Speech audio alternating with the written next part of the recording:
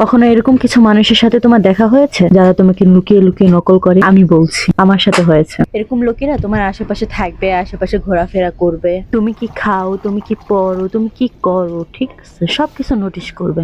Notice করার পরে প্রশংসা করা তো দূরের কথা, চুপি চুপি জেলার্স করবে। আর প্রশংসা যদি নাও করতে পারে, কখনো কখনো উল্টো পাল্টা কমেন্টস করে দিবে। এটা কি করছো, এটা কি পড়ছো, এটা কেন করছো, এটা কিভাবে করতেছো। কিছুদিন যেতে না যেতেই দেখবে কি সেম জিনিসটাই ওনারা করতেছে। এটা কিভাবে সম্ভব? আমি তো কখনো এরকমটা করি না।